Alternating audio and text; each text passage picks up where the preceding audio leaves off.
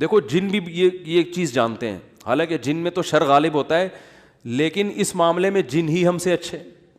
سورہ جن میں ہے کہ 28ویں پارے میں 29ویں پارے میں ہے نا سورہ جن، اس میں اللہ تعالیٰ نے جنات کی تبلیغ کا تذکرہ کیا ہے. ہوا یہ تھا کہ رسول اللہ صلی اللہ علیہ وسلم قرآن مجید کی تلاوت فرما رہے تھے تہجد میں. مسجد جن وہاں مکہ میں موجود بھی ہے.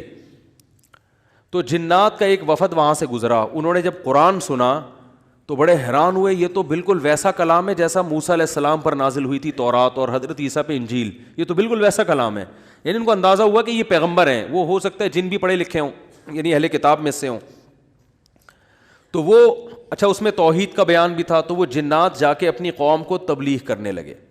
اچھا پھر ایک اور واقعہ یہ ہوا تھا کہ جنات جب آسمانوں پہ جاتے تو شہاب ثاقب کے ذریعے ان کا آسمانوں پہ داخلہ بند کر دیا گیا. تو یہ خبر بھی جنات میں پھیل گئی کہ پہلے ہم جاتے تھے کچھ نہیں ہوتا تھا، اب جانا روک دیا جا رہا ہے. یہ جو شہاب ثاقب ہوتے ہیں نا چنگاریاں، اس پہ سائنسدان اعتراض کرتے ہیں یہ تو ویسی رگڑ لگنے سے وہ یعنی ستاروں کی ایک ٹکڑے سیاروں کے ٹکڑے ٹوٹتے ہیں، رگڑ لگنے سے یہ ہوتا ہے. تو یہ کوئی اسلام کے منافی نہیں ہے. اللہ تعالیٰ کسی جن کو مار سکتے ہیں، اس کے فرشتے کسی جن کو مار سکتے ہیں اس کے ذریعے، رگڑ بھی لگے اور وہ جل بھی جائے اور جن بھی مر جائے. تو اس میں کون سا کوئی وہ ہمیں جن تھوڑی نظر آ رہا ہے، ہمیں تو وہ شہاب ثاقب جاتا ہوا نظر آ رہا ہے. اور یہ بھی ضروری نہیں ہے کہ جب بھی شہاب ثاقب ٹوٹے تو کوئی جن ہی مر رہا ہو، اس سے اتفاقی حادثہ بھی ہو سکتا ہے. یہ تو اسلام نے یہ نہیں کہا کہ جب بھی آسمان پہ آپ کو رگڑتا ہوا ستارے کا ٹکڑا نظر آئے گا تو وہ جن ہی ہے جس کے پیچھے جا رہا ہے. وہ بعض دفعہ ایسے ہوتا ہے کہ جنات کا تعاقب ہوتا ہے اس کے ذریعے. تو یہ نبی کے دور میں ہوا. اور اس کی دلیل یہ ہے کہ جب قرآن کی آیتیں نازل ہوئی نا کہ جنات نے کہا کہ ہم جب جاتے ہیں تو شہاب ثاقب آتا ہے، تو اس پر کسی مشرک نے اعتراض نہیں کیا کہ یہ تو پہلے بھی آ رہے تھے، اب تھوڑی آ رہے ہیں، کوئی نیا واقعہ تھوڑی ہے، یہ تو پہلے بھی آ رہے ہیں. تو جنات نے یہ کہا کہ ہم نے دیکھا ہے کہ ہمارا اوپر داخلہ بھی کیا ہو گیا، منع ہو گیا. تو دنیا میں کوئی بڑا واقعہ ہوا تو واقعہ انہوں نے دیکھا کہ بھائی یہ قرآن نازل ہو رہا ہے اور یہ کوئی دنیا میں نیا مذہب آیا ہے اور یہ پیغمبر ہیں. تو انہوں نے جا کے اپنی قوم کو تبلیغ کی، جس کا سورہ جن میں تذکرہ ہے. تو تبلیغ میں انہوں نے یہ الفاظ کیے کہ وَأَنَّا لَمَسْنَا السَّمَاءَ فَوَجَدْنَاهَا مُلِئَتْ حَرَسًا شَدِيدًا وَشُهُبًا. ہم پہلے کی طرح جب آسمانوں پہ جاتے ہیں تو ہم اس میں پہرے دیکھ رہے ہیں اور شہاب ہے، پتھر ہیں جن سے ہمارا تعاقب ہو رہا ہے. تو یہ کچھ کام ہوا ہے. آگے کیا کہتے ہیں؟ اِنَّا لَا نَدْرِي، ہمیں نہیں پتا. یہ جو دنیا میں عجیب سا کام ہوا ہے نا، لا ندری، ہمیں معلوم نہیں ہے. اشر ارید بمن فی الارض، کہ جو لوگ زمین میں رہتے ہیں ان کے ساتھ برائی یعنی شر کا ارادہ کیا گیا ہے.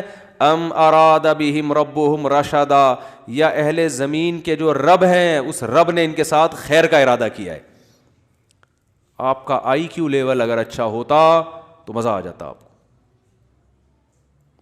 ترجمے سے بات سمجھ میں آئی؟ وہ کیا کہہ رہے ہیں؟ ہمیں نہیں پتہ یہ جو نیا واقعہ ہوا ہے اہل زمین کے ساتھ برائی کا ارادہ کیا گیا ہے، پیسو وائس فعل مجہول، یا اللہ نے ان کے ساتھ خیر کا ارادہ کیا ہے. بھائی یہ بھی کہہ سکتے تھے کہ ہمیں نہیں پتہ کہ اللہ نے ان کے ساتھ خیر کا ارادہ کیا یا شر کا ارادہ کیا ہے. شر اور خیر دونوں کی نسبت کس کی طرف کرتے؟ اللہ کی طرف، کہ پتہ نہیں اللہ اب انسانوں سے اچھا چاہ رہا ہے یا کوئی عذاب آنے والا ہے یا کوئی کچھ اچھا ہونے والا ہے، ہمیں نہیں پتہ لیکن کچھ ہونے والا ہے. نہیں آ رہی بات؟ ارے بھائی جنات کو جب یہ واقعہ ہوا نا، اوپر جانا بند ہو گیا آسمانوں پہ، تو جن آ کے آپس میں گول میز کانفرنس بلائی. انہوں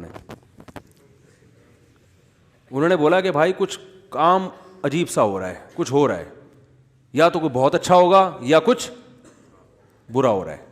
یعنی کچھ نہ کچھ تو ابھی کائنات میں نیا ہوگا، اس زمین پہ کچھ نیا ہوگا. بمن فی الارض، اہل زمین کے ساتھ کچھ نیا ہونے والا ہے. اب یہ نہیں پتا کہ اچھا ہونے والا ہے یا برا.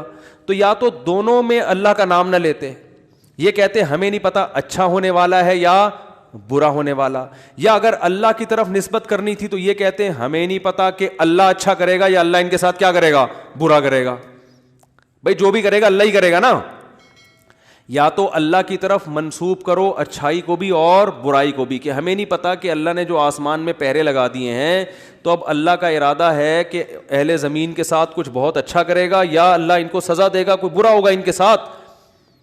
لیکن جنات کا انداز دیکھو, وہ کہہ رہے ہیں جب برائی کی بات آئی تو اللہ کا نام درمیان سے غائب کر دیا. اشر اریدا, اریدا جو میرے تفسیر کے لیکچر سن رہے ہیں نا اسپیچز چینل پہ, ان کو پتا ہے اریدا اکریما کی طرح ہے, پیسو وائس, ارادہ کیا گیا ہے. کس نے کیا یہ نہیں بتا رہے, کیا تو اللہ نہیں ہے. برائی کا ارادہ کیا گیا ہے زمین والوں کے ساتھ, یا اللہ نے اچھائی کا ارادہ کیا ہے. اب آئی سمجھ میں؟ اب بھی اگر نہیں سمجھ میں آیا تو آئی کیو لیس لوگ ہیں آپ لوگ. تو میں نے اتنی ڈیٹیل میں آپ کو بتایا, اب بھی سمجھ میں نہیں آ رہا کہ جنات کیا کہہ رہے ہیں. انا لا ندری, ہمیں نہیں پتا, اشر ارید بمن فی الارض, کے زمین والوں کے ساتھ شر کا ارادہ کیا گیا ہے, ام اراد بہم ربہم رشدا, یا رب نے خیر کا ارادہ کر لیا ہے. تو کتنی تمیز ہے جنات میں, ہے وہی. حالانکہ شر کا ارادہ بھی اگر کیا ہے تو اللہ نے کیا ہے, خیر کا ارادہ بھی کیا ہے تو کس نے.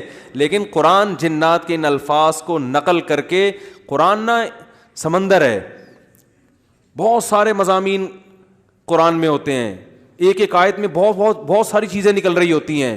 تو یہاں یہ جہاں یہ بات ثابت ہو رہی ہے, تبھی تو فقہاء نے بیان کیا نا کہ قرآن اور حدیث سے استدلال 4 طریقوں سے ہوتا ہے.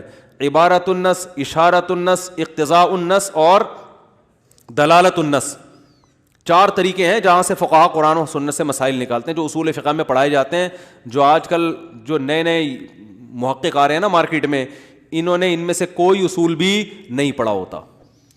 تو اس سے یہ بھی پتہ چل رہا ہے قرآن تمیز بھی سکھا رہا ہے ہمیں کہ جنات سے تمیز سیکھ لو.